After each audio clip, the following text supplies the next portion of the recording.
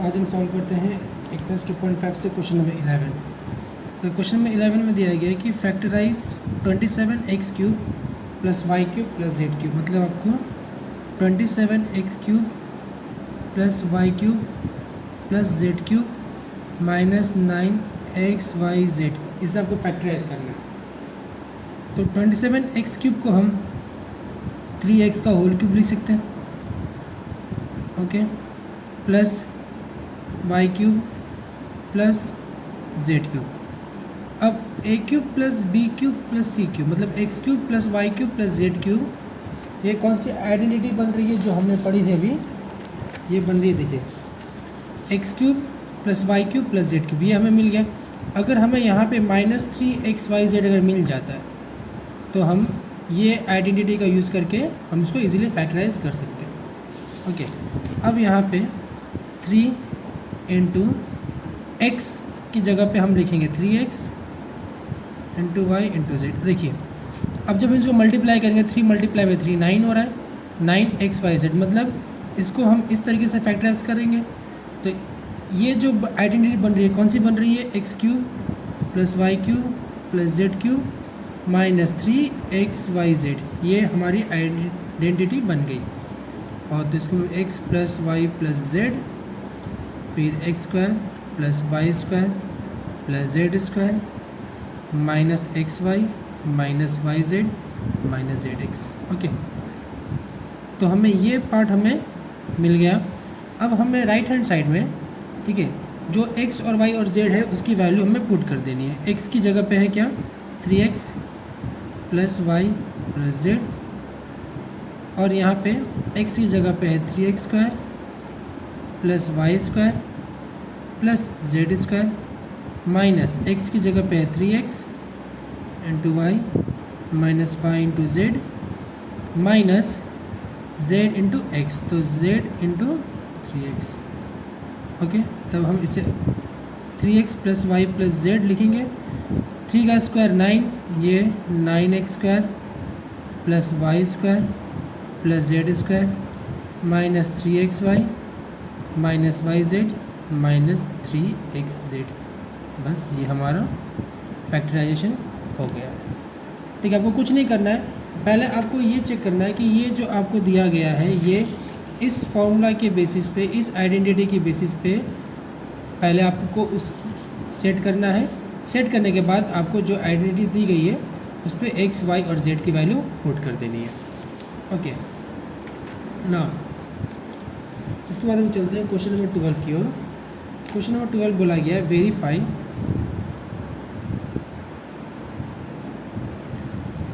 Verify that x³ plus y³ plus z³ minus 3xyz is equals to half x plus y plus z, then in bracket x minus y whole square plus y minus z whole square plus z minus x whole square।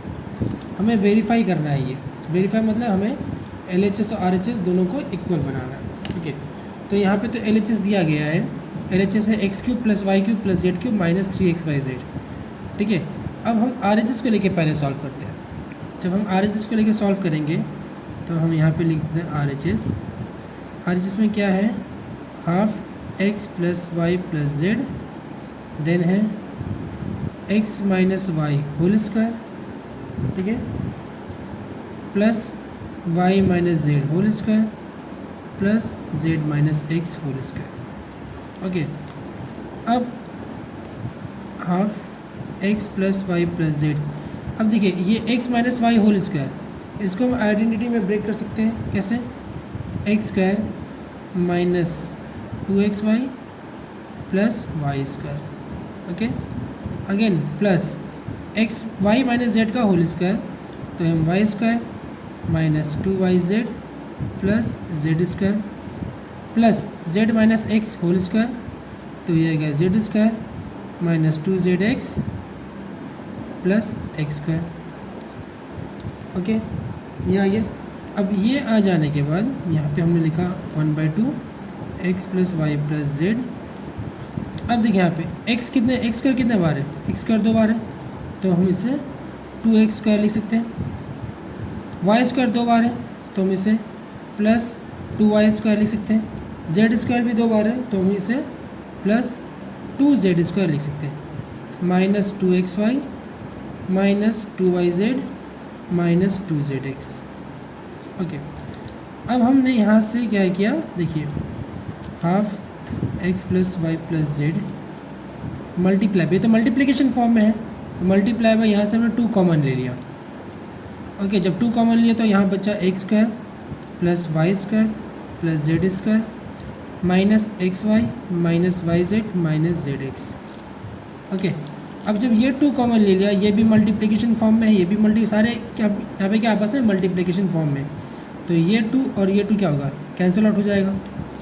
तो हमारे पास बचा x plus Y plus z, x square plus y square plus z square minus x y minus y z minus z x.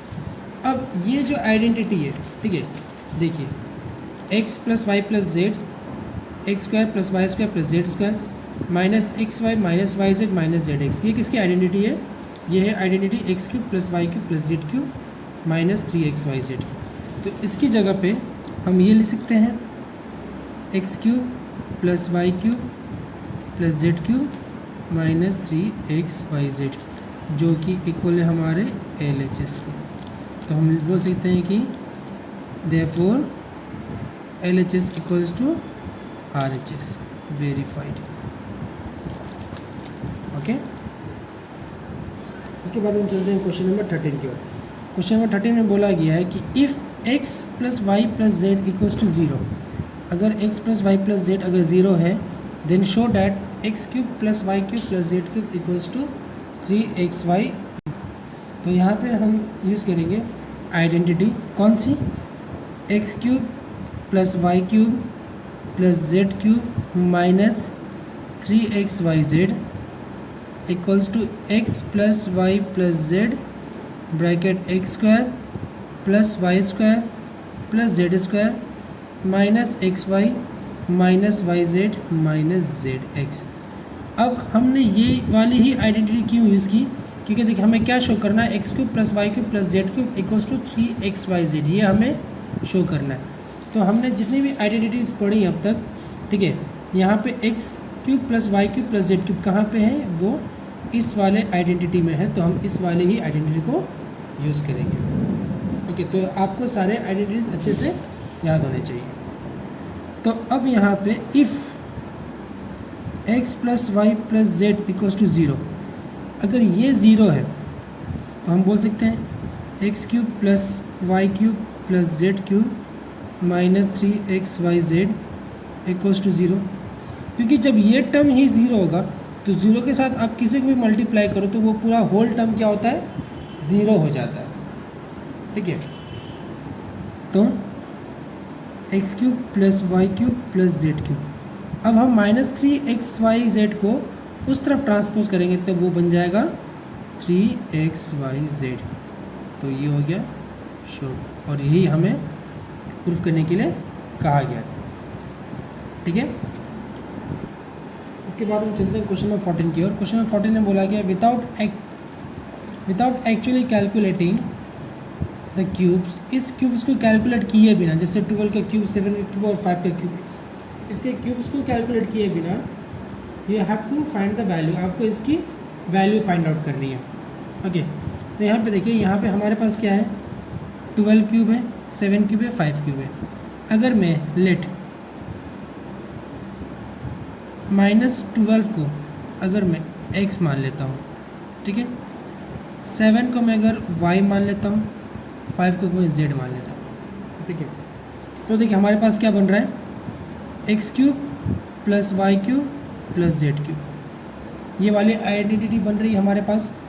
अब जब ये वाली identity बन रही है तो ये वाले आइडेंटिटी में हमने एक चीज़ पढ़ा अभी जस्ट 13 क्वेश्चन में कि अगर x plus Y plus z equals to अगर 0 हो जाए तो ये क्या बन जाती है, ये आइडेंटिटी बन जाती है x cube plus y cube plus z cube equals to 3xyz. Okay, if x plus Y plus z equals to 0. Okay, मतलब अगर मैं इन तीनों को प्लस करूँ -12 प्लस 7 प्लस 5, अगर ये 0 बन जाती है तो x cube plus y cube plus z cube equals to 3xy ये हो जाएगा.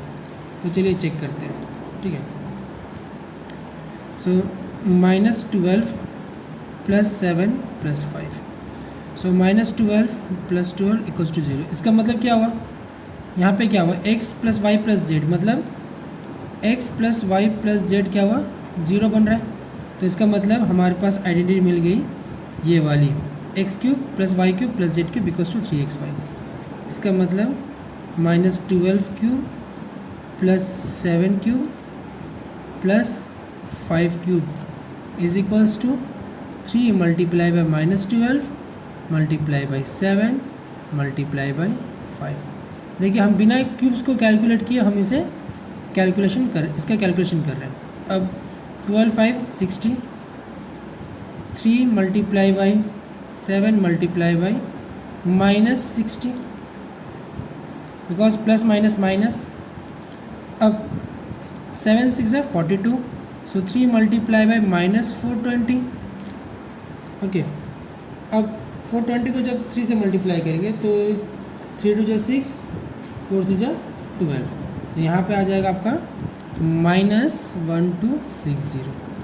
तो हम बोल सकते हैं कि therefore we can say that -12 cube plus 7 cube plus 5 cube equals to -1260 without calculating the cubes, बिना क्यूब्स को कैलकुलेट किए.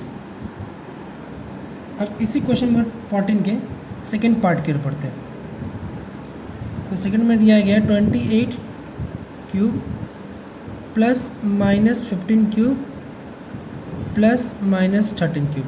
अब यहाँ पे हम देखेंगे कि x plus Y plus z, मतलब x हम ले लेते हैं 28 को, y ले लेते हैं -15 और z ले लेते हैं -13. तो हम पहले चेक करेंगे कि x plus Y plus z equals to 0 हो रहा है या नहीं. ओके, तो 28 -15 -13, ये plus minus minus and plus minus minus. तो चलिए ऐसे अच्छे से लिखता हूँ. 28 प्लस ब्रैकेट -15 प्लस -13. तो जब ब्रैकेट ओपन करेंगे तो ये 28 -15 हो जाएगा और ये प्लस माइनस -13 हो जाएगा. तो 28 -28 इक्वल्स टू 0. मतलब यहाँ पे x plus Y plus z क्या आया, 0. तो यहाँ पे कौन सी आइडेंटिटी यूज़ हो गई, x cube plus y cube plus z cube equals to 3xyz, ये वाली. तो x की जगह पे क्या है, 28 cube plus -15 cube plus -13 cube is equals to 3 multiply by 28 multiply by -15 multiply by -13. तो यहाँ पे देखिए, यहाँ पे हम नेगेटिव टर्म को 2 बार मल्टीप्लाई कर रहे हैं. यहाँ पे हम नेगेटिव टर्म को 2 बार मल्टीप्लाई कर रहे हैं. ठीक है, तो जब हम नेगेटिव नंबर को 2 बार मल्टीप्लाई करेंगे तो वहाँ पे आंसर हमारा क्या आएगा, पॉजिटिव में आएगा, क्योंकि माइनस माइनस क्या होता है, प्लस. तो यहाँ पे हम इन जब चारों नंबर्स को आपस में मल्टीप्लाई करेंगे तो हमारा आंसर आएगा 16,380. ओके, तो हम बोल सकते हैं therefore 28 cube plus bracket -15 cube plus bracket -13 cube is equals to 16380, जो कि हमने क्यूब्स को बिना कैलकुलेट किए हमने फाइंड आउट किया. ओके, नाउ क्वेश्चन नंबर 15 की ओर पढ़ते हैं. क्वेश्चन नंबर 15 में बोला गया है, give possible expressions for the length and breadth of each of the following rectangles in which their areas are given. मतलब आपको क्वेश्चन में रेक्टेंगल का एरिया दिया हुआ है. एरिया दिया हुआ है आपको 25a² -35a + 12. अब ये जो आपको एरिया दिया है, अब इस एक्सप्रेशन से, ठीक है, इस एरिया से आपको रेक्टेंगल का लेंथ और ब्रेथ फाइंड आउट करना है. ठीक है, लेंथ और ब्रेथ फाइंड आउट करने के लिए आपको क्या करना पड़ेगा, आपको जो दिया गया है एक्सप्रेशन आपको उसे फैक्टराइज करना पड़ेगा।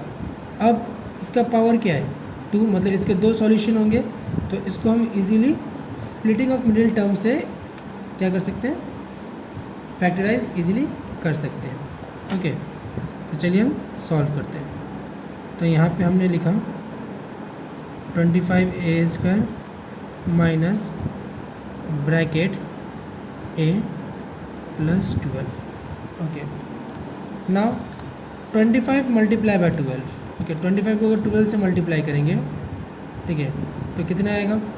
अब देखिए 25 को जब 12 से मल्टीप्लाई करेंगे तो 25 10 जा 250 फिर, और देखिए बड़ा ही आसान सा इजी वे बता रहा हूँ आपको मल्टीप्लाई करने का। ठीक है, 25 मल्टीप्लाई बाई 12 है। ठीक है, तो पहले क्या कीजिए, 25 को 10 से मल्टीप्लाई कर दीजिए, जो कि बहुत ही ईजी है, 250।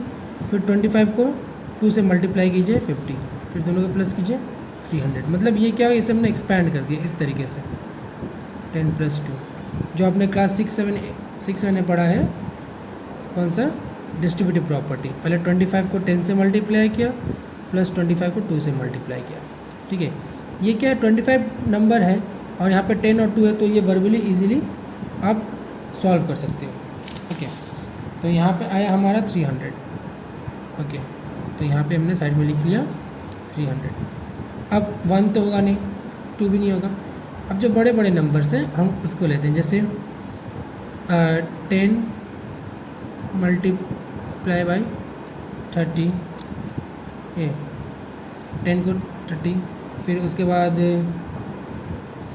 15 मल्टीप्लाई बाई 20। ठीक है, अब देखिए 15 मल्टीप्लाई बाई 20। अब देखिए यहाँ पे हमें मिल गया कि 15 को 20 से मल्टीप्लाई करेंगे तो 300 आएगा, 15 को 20 से प्लस करेंगे तो 35 आएगा। तो हमें आगे बढ़ने की ज़रूरत नहीं है। ठीक है, जब हमें यहाँ पे तुरंत मिल गया, यहाँ पे हमने क्या किया, यहाँ पे हमने ना 1 लिया, ना 2 लिया, ना 3 लिया, क्योंकि हमें पता है क्योंकि वो बहुत ही छोटे नंबर है, जबकि हमें यहाँ पे चाहिए 35। ठीक है, जब 35 चाहिए तो ऑब्वियस बात है 2 बड़े नंबरों का एडिशन से ही होगा।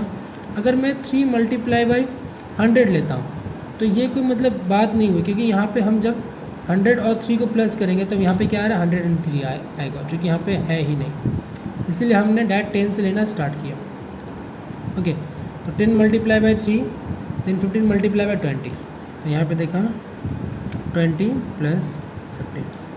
अब जब हमने ब्रैकेट ओपन किया, -20a minus 15a plus 12। Okay, अब यहाँ पे 25a² माइनस 20a², मेरा कॉमन आ गया 5a, तो यहाँ पे बचा 5a माइनस 4। ठीक है, अब यहाँ से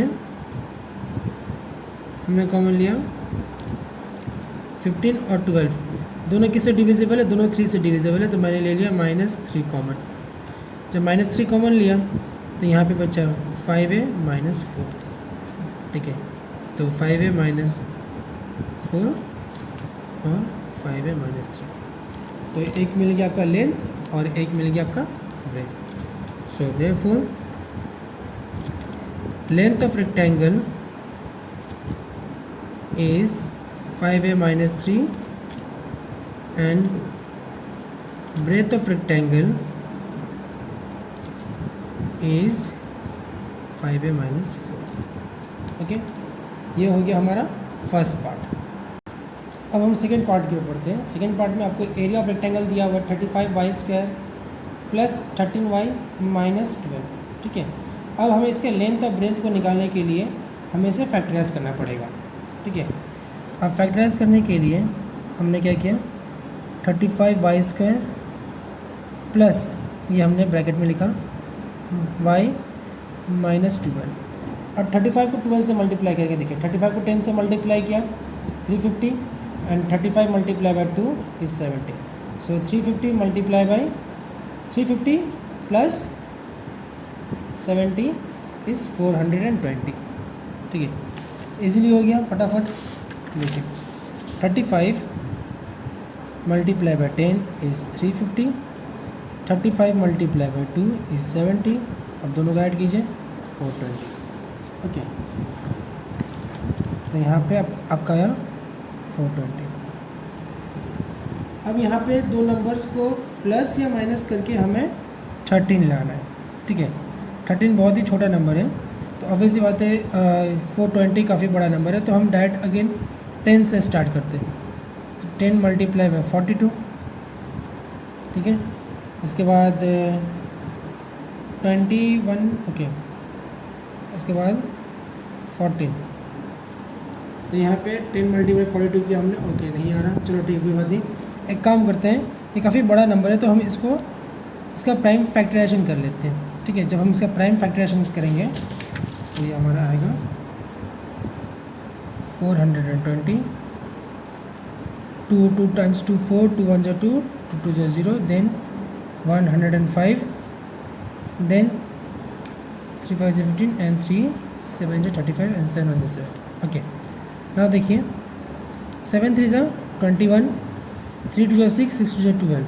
ओके, 21 मल्टीप्लाई बाय 12, ये एक ऑप्शन आया, लेकिन यहाँ पे भी हमारा क्या है 13 नहीं आ रहा। चलिए 7, अब दूसरा लेते हैं, 3 3 9, 9 2 18 और 7 2 14, ये भी नहीं होगा, ठीक है। वेट अ मिनट, ये 5 7 से 35 एंड 7 है ये। ओके ओके ओके, चलो फिर से करते हैं।